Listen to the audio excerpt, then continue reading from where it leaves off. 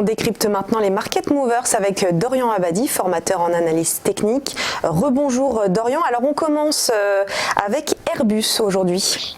Oui, tout à fait. Rebonjour. Donc effectivement, on continue d'évoluer malgré la pression de Donald Trump qu'on évoquait il y a quelques secondes, donc face à la Chine, suite à ses tweets d'hier soir. Malgré ce contexte très très chargé, on continue d'évoluer quand même à proximité des plus hauts niveaux historiques sur Airbus. Donc ces derniers jours, quand justement j'analysais cette action pour TV Finance, j'avais indiqué deux objectifs qui ont fini par être atteints assez récemment sur les 119 et les 124 euros par action.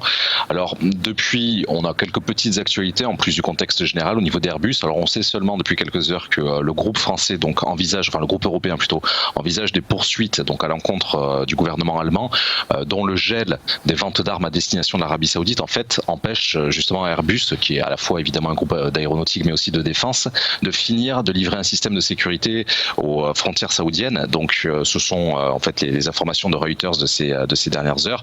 Donc ce sera intéressant de voir un petit peu à la fois Airbus évoluer dans ce contexte de guerre commerciale dans lequel justement, enfin dans laquelle Donald Trump souhaitait l'intégrer pour élargir à l'Union européenne le conflit qu'il oppose à la Chine. Mais en plus de cela, il y aurait effectivement au sein même de l'Union européenne ces poursuites légales contre le gouvernement allemand. Donc ça c'est assez intéressant. En parallèle, alors techniquement, il s'est dessiné devant nous depuis quelques jours maintenant ce que l'on appelle un biseau ascendant. Donc c'est cette concentration du prix entre ces deux lignes droites. Alors traditionnellement, c'est plutôt un énorme signal à la baisse pour les prochaines séances. Donc, puisque les deux objectifs que l'on avait vus ensemble à 119 et à 124 ont été atteints, je suis complètement sorti d'Airbus et en fait, j'attends de voir le titre dégringoler un petit peu, de sorte à le racheter sur les 112, mais surtout sur les 117 euros l'action, en guise de point d'achat, de point de rachat sur le marché, mais en maintenant les mêmes objectifs qui ont déjà été atteints sur 119 et 124.